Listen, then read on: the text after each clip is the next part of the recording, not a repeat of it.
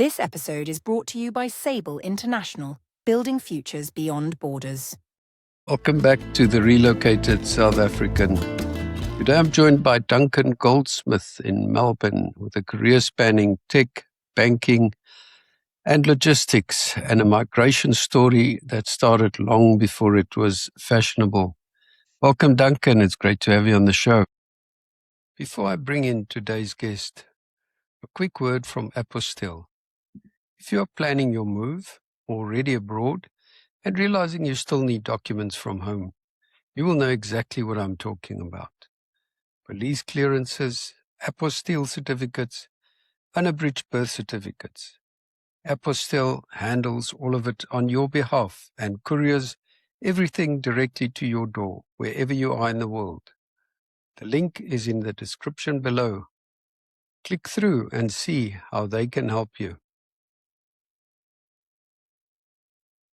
Duncan, you've been in Australia for a long time, but we'll get to that. Let's just go back to where you grew up and studied.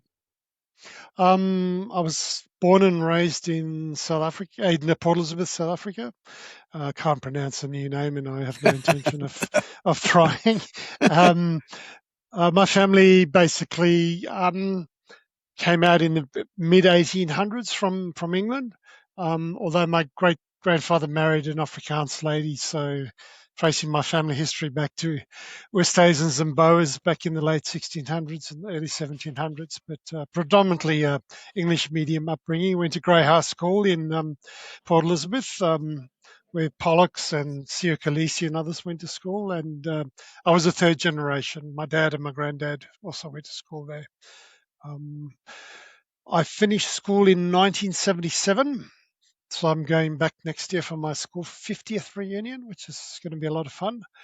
And I did my national service. I joined the bank, Barclays Bank. I worked for 6 months before I did my national service, starting in Kimberley in the middle of winter. I didn't know South Africa got that freck coat. I tell you, it was very cold.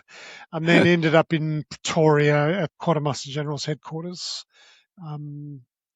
Included a stint on secondment to the Public Works Department for quite a bit of my national service. And then while I was in the army, I sort of realized I needed to do some work and having gone to university, so I started my banking exams.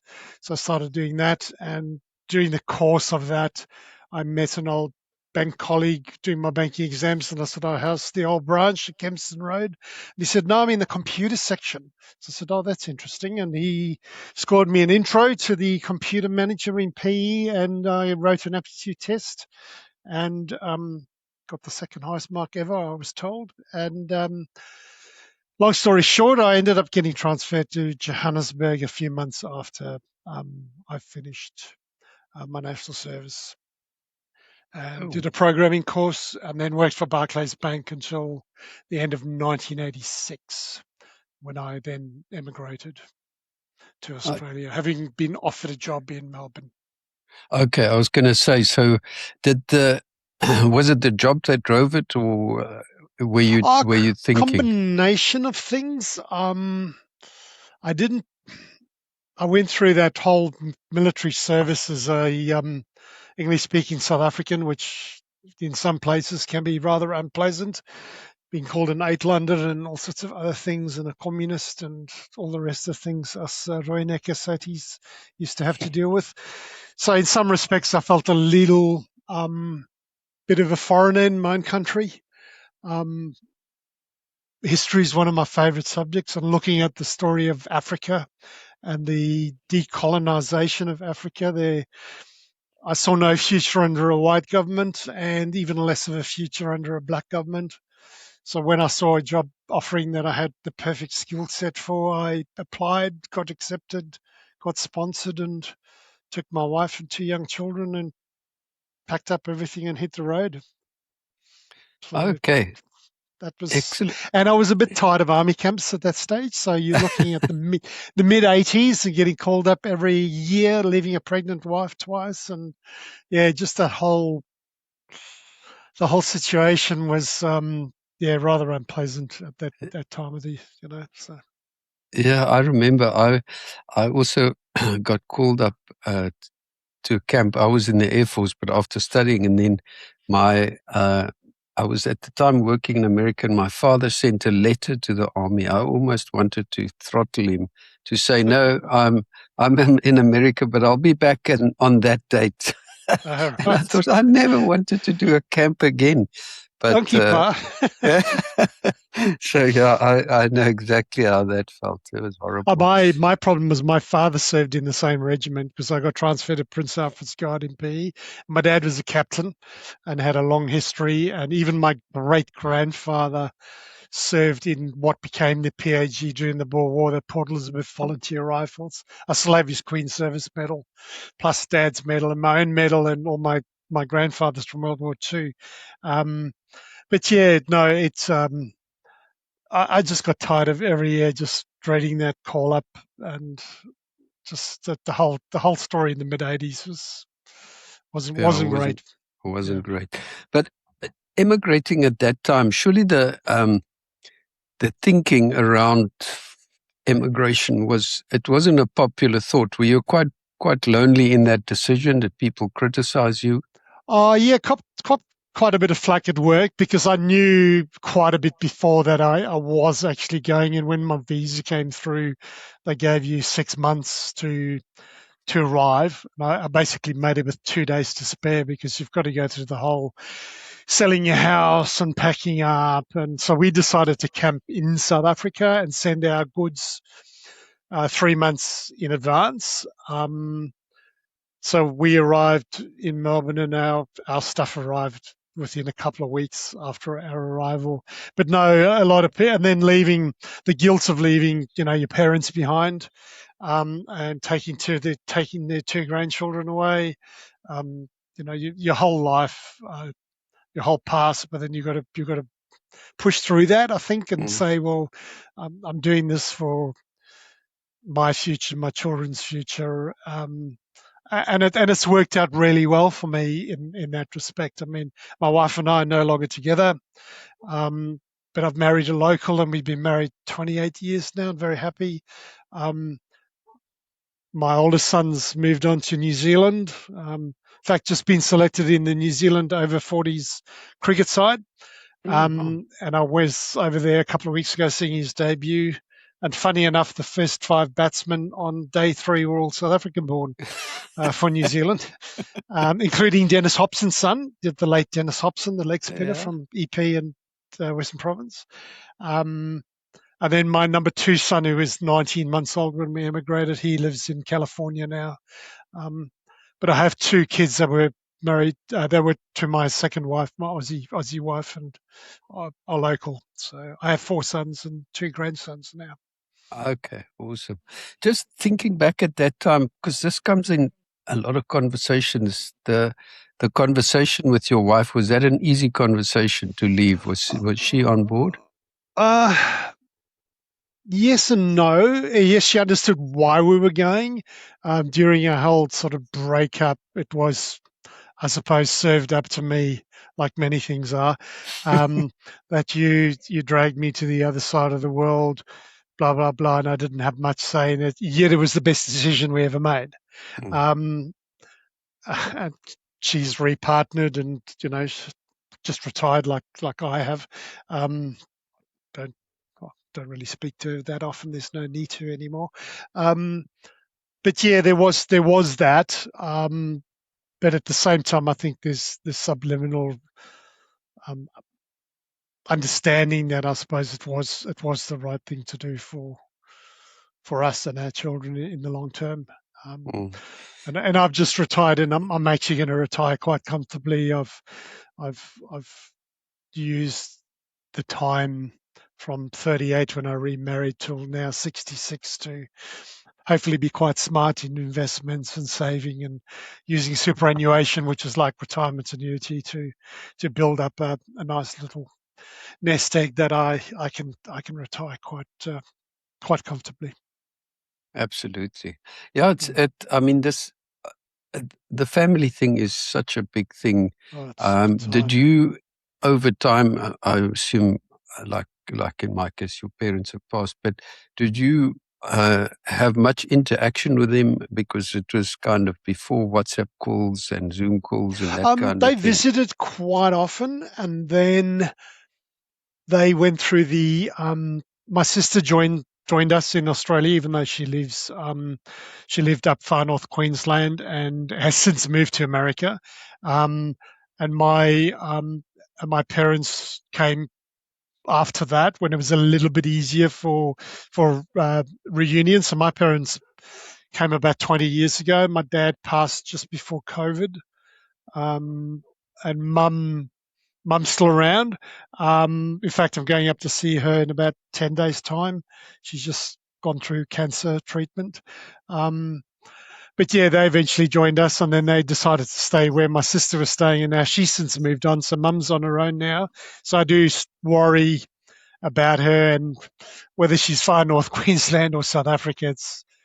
This country's so big. It's a It's whole big. day to get to her. You know, it's about a three-day drive. So sorry about the dogs in the background. They No, I've got the same. We two we two idiots.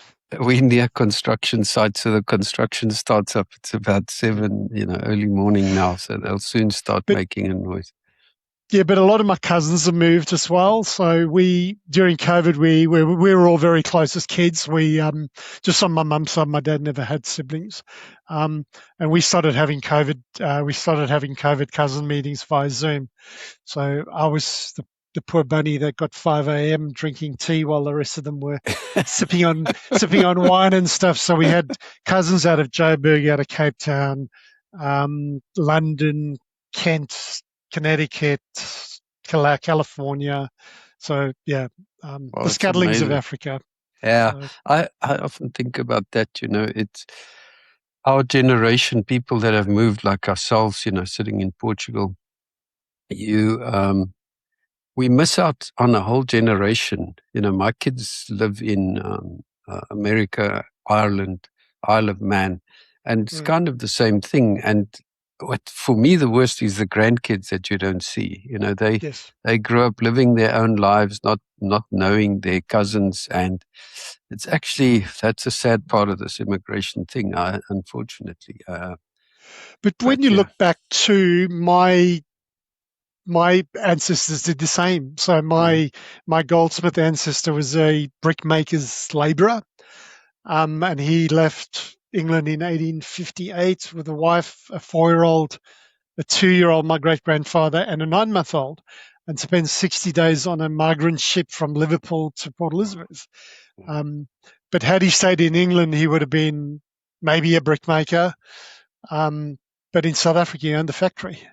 mm, Um, and he had 11 kids, of which 10 survived. So he left England for a better life and made a better life.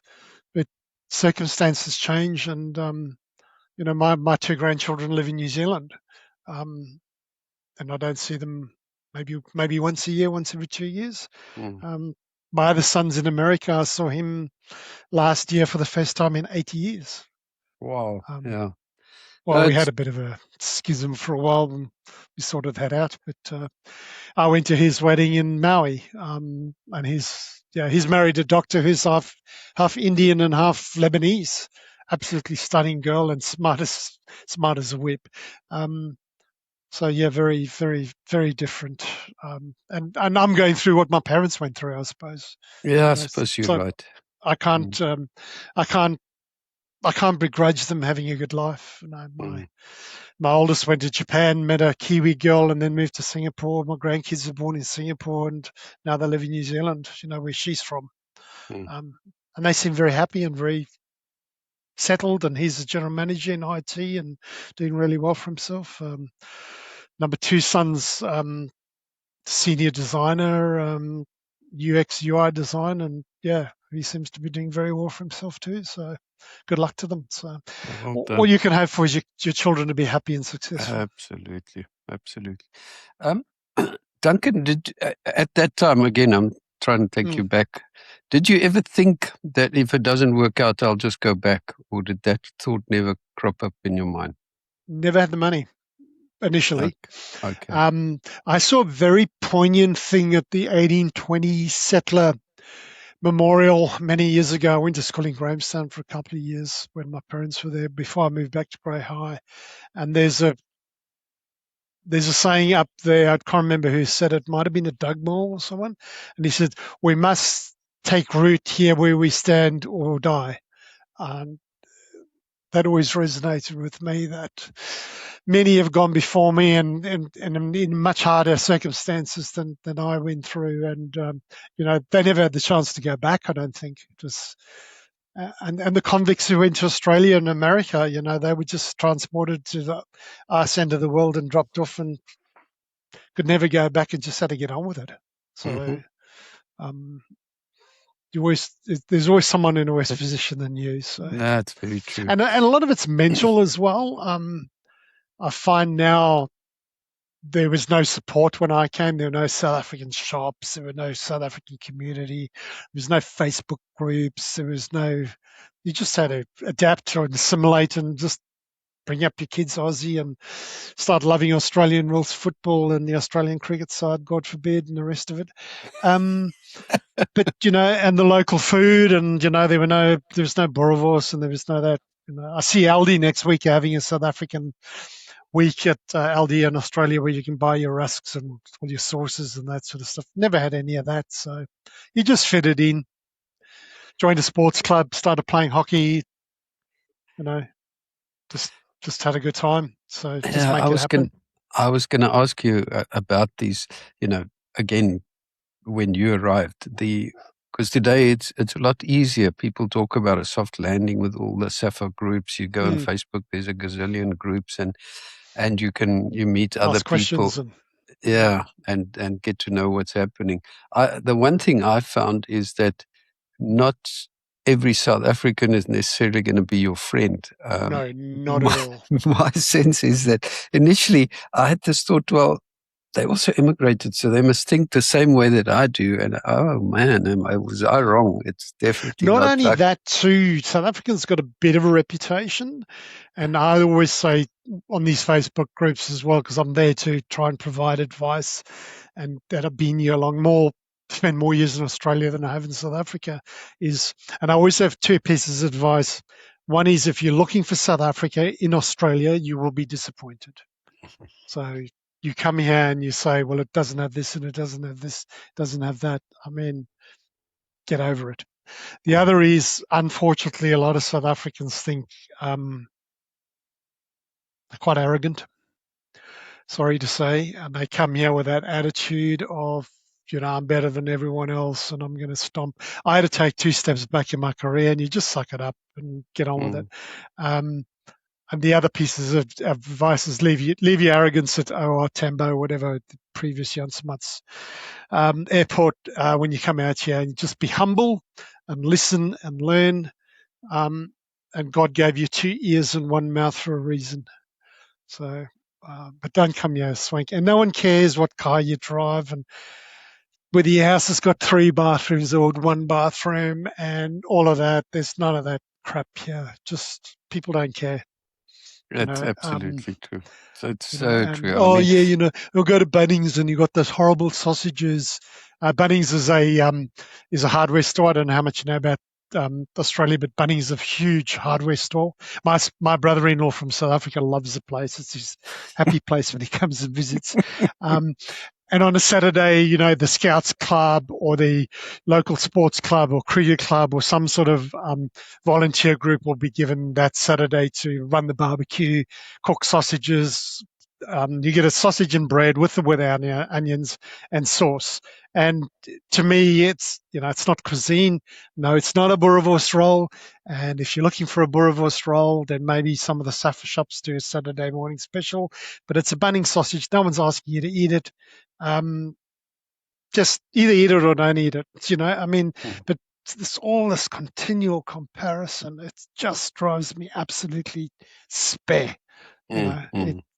People don't care whether you used to eat a boerewors roll with Mrs. Bull's chutney. It's not pretending to be that. Yeah, I don't think one has to ever give up your South African identity. No. But my view is, if you're a guest in another country, then you behave like a guest. You don't behave like they know nothing, Exactly. and we have the same in Well, Portugal. I went to Tony's Deli yesterday because my father-in-law's in hospital. He's 96, so he's not well. And my mother-in-law wanted me to give his car a drive, and I went, I'm going up to see Mum. She wants sandwich bread. I know they sell it at Tony's Deli, and so I take the car for a drive. I got myself some nice chili druivos, and I got myself some chunked biltong rather than sliced biltong, some patkos for the ride home.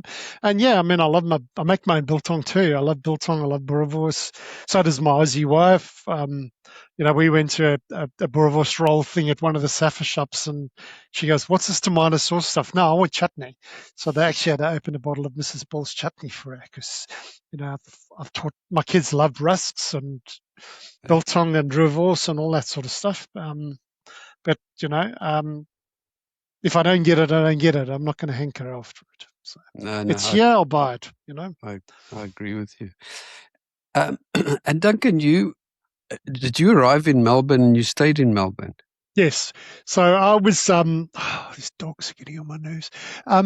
So I was offered a job at Colonial Mutual, which was a life insurance company that had ICL computers, which I worked on at Barclays in South Africa.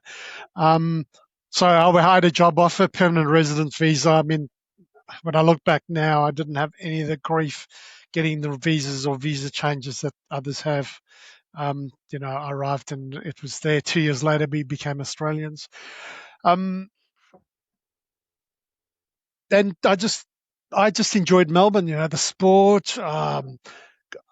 It's cultured. I love the seasons. A lot of people hate Melbourne because it's cold or cold compared to some places, cold in winter. So you got 4 seasons. You got spring, you got winter, you got summer, which gets really hot. Much like sort of, I suppose, Kimberley and Uppington, that very dry heat. And in winters like Cape Town. But, I love the changing. I couldn't think of anything worse than living in a place where it's 30 every day and it's 100% humidity. Ugh, yuck.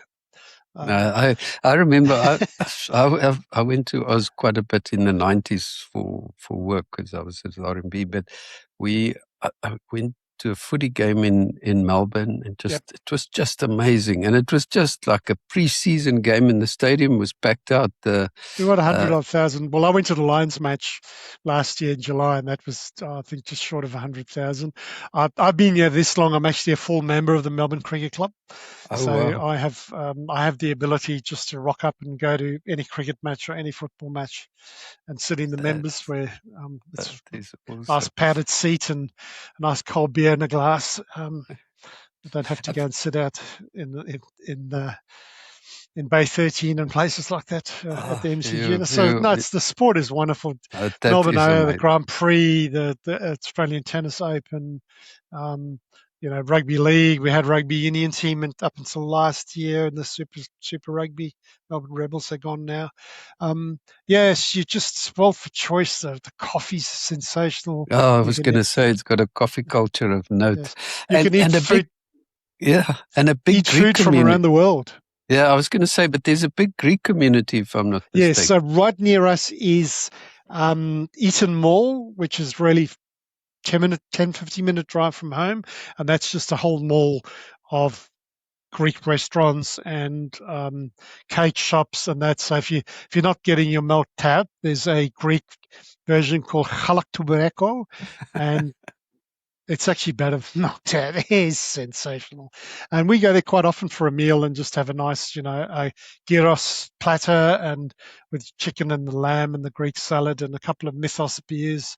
And then we'll go off to Nikos and go and have a coffee and a halaktubereko afterwards. Or, kurabiedis, the little crescent-shaped biscuits that they make, almond biscuits. But, we've so spoiled here. I mean, my suburb is very Asian now, so spoiled for Asian restaurants, Chinese. Neighbors on one side are Indian, the other side are Chinese. Behind us are Chinese. Across the road's Armenian. So, yeah, it's a whole melting pot. No, It's the third biggest Greek city in the world.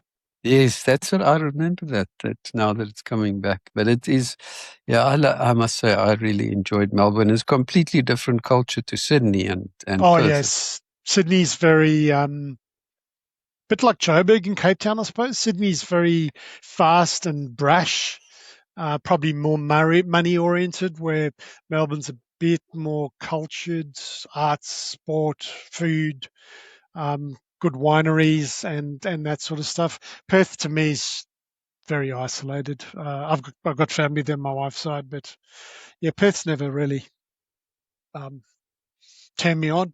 And I've travelled a lot within Australia on business too. So Mhm. I've been to Darwin, I've been to Cairns, Goulburn, Canberra, Sydney a lot. Tassie's nice. South Australia's not bad. Yeah, seen a lot of Australia.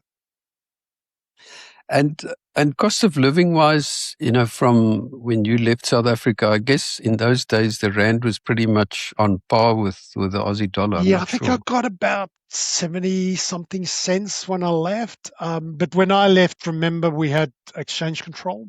Mhm. So all we could take was our travel allowance. So that was 18,000 Rand. So 6,000 Rand each adult and 3,000 for the child. So that gave us about $12,000. Um, but frankly, that's all the money I had. So um, I left behind some shares and stuff like that have subsequently been sold, and my retirement annuity that I got out eventually. Well, I didn't get out. I got it paid up and it paid out to me about 10 years ago now. That was a complete, I don't know if I'm allowed to say it, shitstorm. Trying to get through that, but Fin Global were very good, helping me get through that last bit. And I was going back for my school 40th, so I just put it in an FMB account and got a debit credit card thing. So when I went on my holiday, I just basically blew, um, I think it was about 28,000 Rand. I had a few thousand left, and then one of our schoolmates lost his house in the Neisner fires just after I'd finished. Um, and we started raising money for him, so I just told the bank just put the rest of the balance into the fire trust account and then just close the account. So that was the last of my South African assets. So, Mhm. and unfortunately, young Greg rebuilt his house and died a couple of years ago on Oh, a shame. cycling tour of Italy. Funny enough, um, yeah. So Yeah. Wow. Yeah. that's coming to roost now, where all my school friends, and we're a really close cohort. Actually, a lot of us go back to 1966 when we started in sub A or grade one. But yeah, they're starting to unfortunately fall off their perch. So the Yeah. time has come to enjoy my life I agree with you. before it Absolutely. ends. Absolutely. And I mean, obviously you've earned uh, a salary, good salary. So cost of living now is Melbourne, for instance, more expensive than other cities, or would you say it's on par? Um, Housing's dropped slightly. I mean, it's still really expensive to buy property, and there are a whole number of reasons for that without getting, political. We've just had a budget 2 days ago, 3 days ago, where um, some of the benefits, for want of a better word, that were available to investors to invest in property and other assets have been cut, um, and they're hoping to stimulate the um, the property market for first home buyers. But the problem is supply and demand. Um, there's not enough supply, and we're getting a lot of migrants at the moment. And so at some point something's got to break. Um, so property is expensive, rentals are nigh impossible to get as well. And with this whole new budget where they're trying to disincentivize people investing, rentals are just going to fall because people are going to sell properties to avoid the capital gains tax. We've got capital gains tax now, but the discount's 50%. That's only going to go to 30% in a year's time.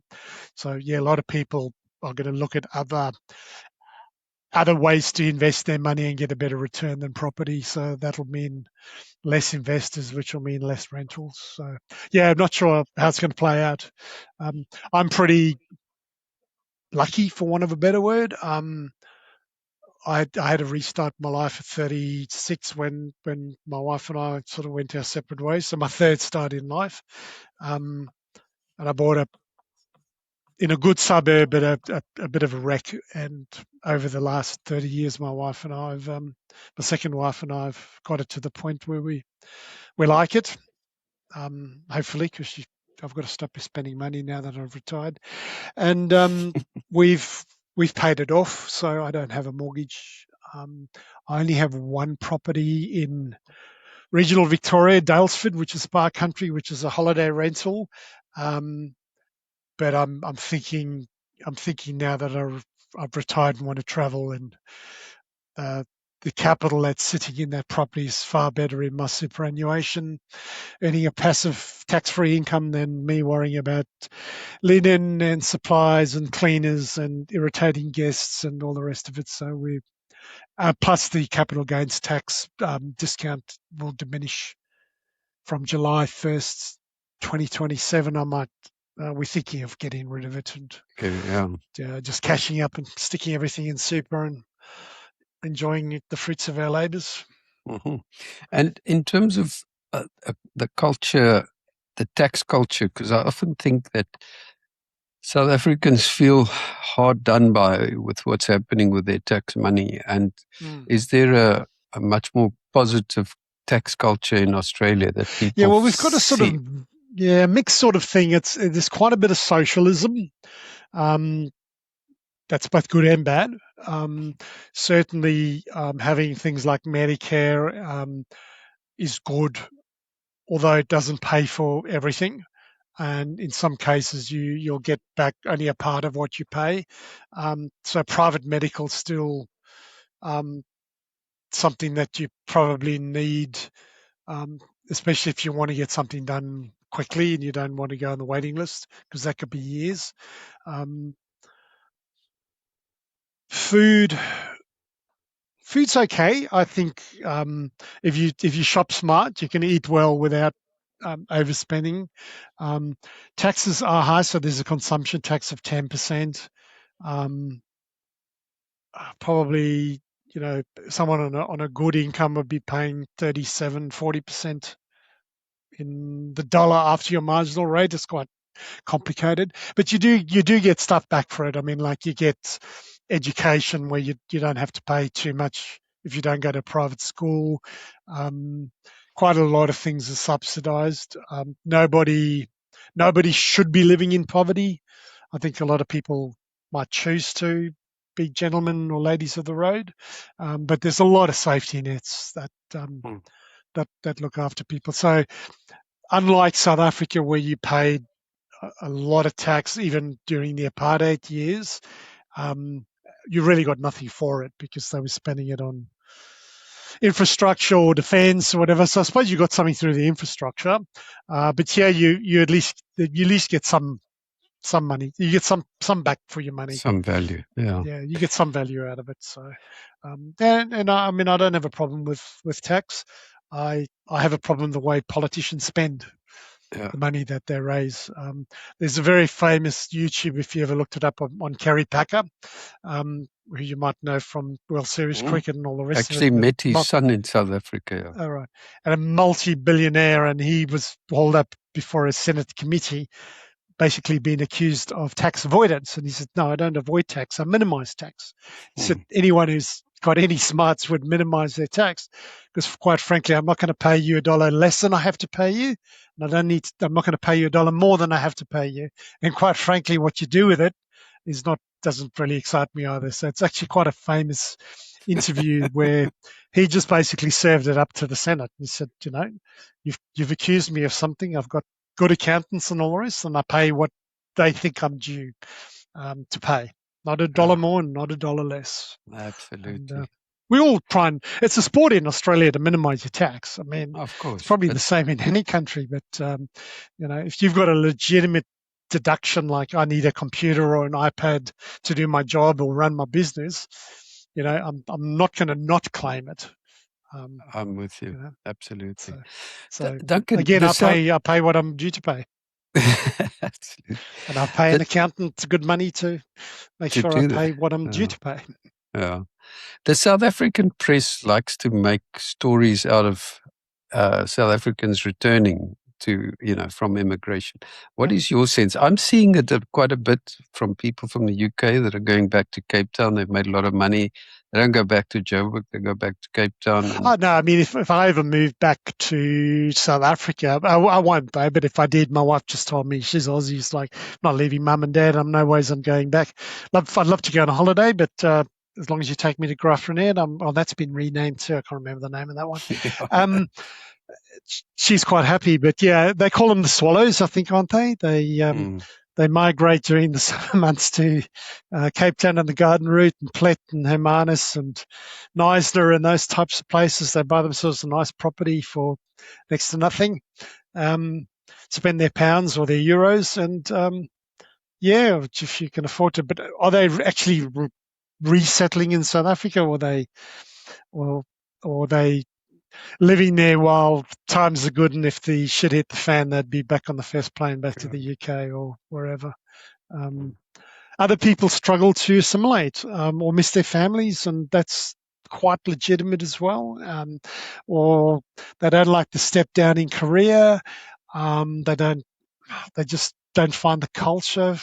A lot of South Africans complain about the kids here, and they're not the same as high school in South Africa, which to me is probably a lot softer than when I was at school. I know when I was in the Corsace, it was cold showers every morning, craft food, and a regular thrashing once a week.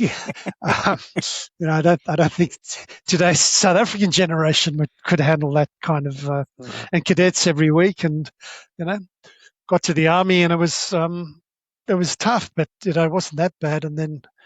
We had some real mummy's boys, really rich Cape Townians and people from Sandton who'd never made a bed or polished their shoes or had any sort of adversity in their life, and they really sickled those guys. I felt sorry for them. They really struggled in the army. With a lot of us were cadets going to do a bit of marching. Cold showers today, okay. Food's crap, okay. Well, yeah, just deal with it, Deal with it, so, absolutely. Yeah, for this generation are quite a bit softer. Yeah. We spoke about South Africans who come there and are wanting to recreate South Africa.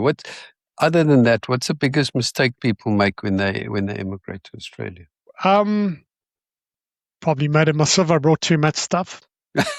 I hear that every time. Yeah, probably would have not packed the whole household. Although in some respects I didn't have to rebuy everything, and you didn't have things like Facebook Marketplace and Buy Nothing Facebook page like we have in our suburb. We have a Buy Nothing, so if someone's got something they want to get rid of, they just put it up, and we do the same. I got a beautiful champagne, French champagne. Tub with a bottle of champagne because the people who got it don't drink, and it came up, and I said, "Oh, my wife would love that," and I won the bid and went and picked it up. It was probably about $100 and something worth of stuff. So yeah, rather than chuck stuff away, repurpose it. People put stuff on the verge that they don't want, and we have hard rubbish collection once a year too, where people come and fossick and look for stuff. So yeah, I wouldn't bring a whole lot of stuff like last time. Don't get too hung up on just having South African friends. Start making companions. I got West Indian friends through cricket, hockey. People from all over the world. Neighbours from different cultures. Try the food. At work, obviously worked with a lot of Indians in IT, and we had the United Nations, the Canadians, UK, Malaysian, Indonesian, American, UK, South Africa, New Zealand, from all over basically. In fact, the young guy, Tinus van Denen, who came when he was about 3, spoke Afrikaans, loved it that someone could speak Afrikaans to him. Couldn't read or write Afrikaans, but he could speak it. So That's awesome. Yeah, just try and assimilate. Just try new stuff. Just broaden your horizons. Make it your home. Travel, see stuff. Try Mm. new stuff. Just don't just hang out with South Africans and hanker after what you've left behind, because and quite for me, what I left behind is no longer there. No, that's true. That's very true. I've gone back to South Africa, and it's just that the place I grew up in the childhood I had, that place doesn't exist anymore. It's gone. Doesn't, yeah. Absolutely. And safety never came into your thinking in Australia? Physical safety.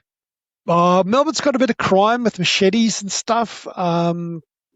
Unfortunately, we have imported people from parts of the world that don't have the same morals and values, perhaps. Some from the same continent you and I from. The other problems is judiciary. They talk about bail. People get caught and then they get bailed, and they get caught and they get bailed, and they get caught and they get bailed. And then obviously there's one who's just got off a whole lot of crimes because she was deemed to be too young to know what she was doing. So yeah, there's a bit of that. It's worse than what it used to be, but I've had a car stolen since I've been here, and I've had a house robbery, but it tended to be a robbery when you weren't home rather than when you were home, although that has changed with a lot of youth violence. And in my opinion, the judiciary not being tough enough. I call it the catch and release program, like fishing. You catch the fish and then you release it back. Yeah, it's pretty much like that. So yes, it's definitely got worse. But then I've been to Port Moresby in Papua New Guinea, and that makes South Africa look like a doddle. But then, going back to South Africa, I've noticed it's you got to have your wits about you. Yeah, you can't. Yeah. I mean, but there are parts of Melbourne I wouldn't go to on a Saturday night. And I think like any city in the world. Yeah. Maybe second last question for a person in South Africa sitting on the fence thinking about leaving. What would you suggest to them? Probably a good idea to maybe come for a look-see LSD trip, we used to call them, look-see and deposit, when exchange control was on, and have a look around. I mean, there are two ways of doing it. Is like I did, come sight unseen and no money to go back, and you just got to make it bloody work. Or if you've got the time and the money, and you've got contacts on this side, it's probably worth, having a look. Not a good idea to look for work while you're on a tourist visa, because you may never come back again, and be barred. Certainly with all the agents they have now and all the different visa types, there's a lot more assistance. But do your sums as well. People will take advantage of South Africans that appear to be desperate to get out and sort of offer them below the market sort of rate, and then they come over here and living in poverty or not having the lifestyle they had before. You also got to lower your standards with your house. So you're not going to have a manicured lawn. In fact, I've got to get hold of the gardening guy to come and mow ours. So if it's green, you mow it. You do a lot of your own cleaning. So we get a cleaner every fortnight. She comes for 2 hours, does all the heavy stuff, but that's $115.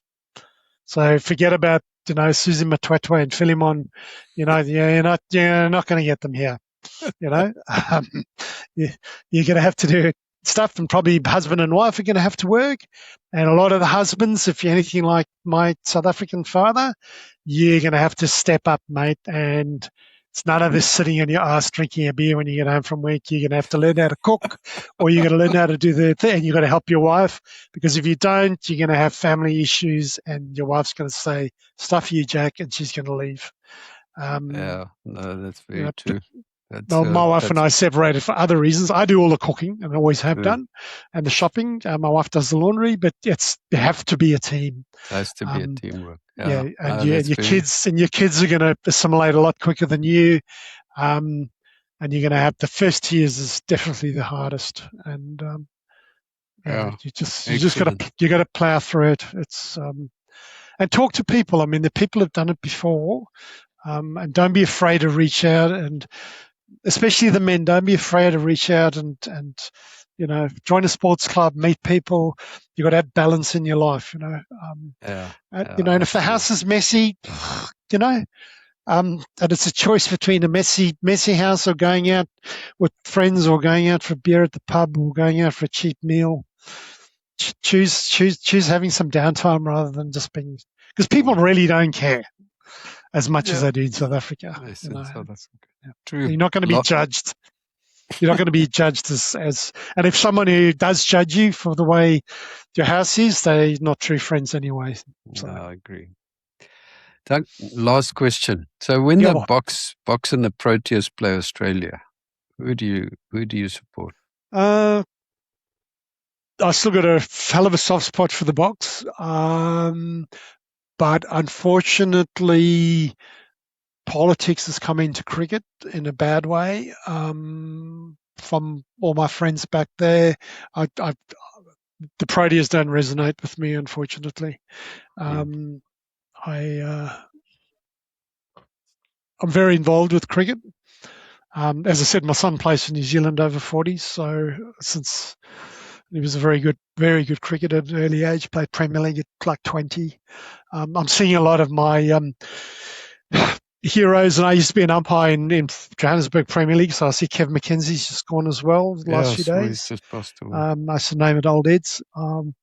But no, Boks, I've still got a very soft spot for the Boks, and having an old grey captain them for the last few years, and the last World Cup was very, very bad for my nerves. Quarter-final, semi-final, and final by a point. But no, I've got some good friends who love their rugby here, so good Scottish mate. We go to quite a few sporting events, rugby league, rugby union, AFL. We go to AFL on Sunday. I'm going to hockey on Saturday. I'm still involved in hockey as an official. So get involved, do stuff, man. But no, Boks for me, and cricket. I was playing England.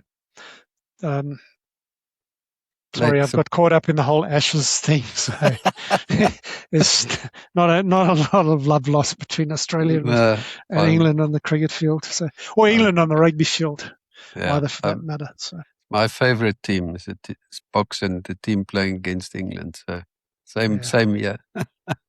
But I got a lot of time for New Zealand. New Zealand sport cricket. They play a good brand of cricket and nice people. And I've met a few New Zealand Test players, obviously through my son. Rugby side's not half bad. Hockey sides are really good for their population. So yeah, the Kiwis. I got a lot of admiration for the Kiwis for a very small nation. So always punching above their weights. Yeah.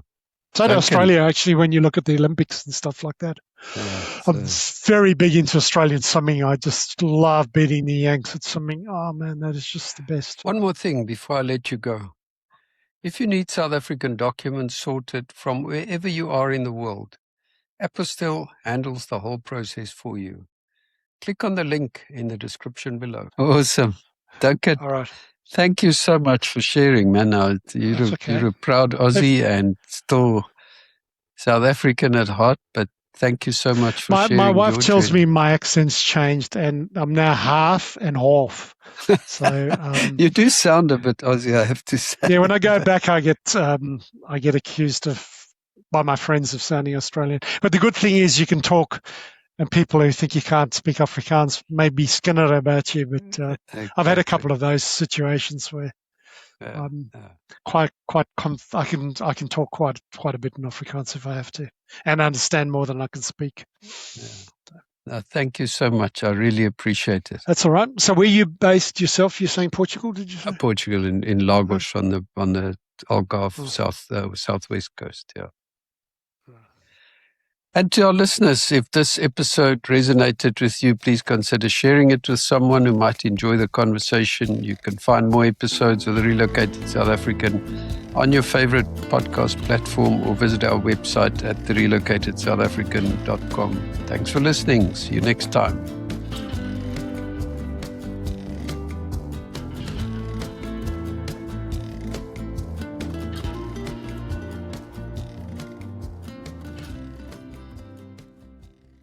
This episode is brought to you by Sable International, building futures beyond borders.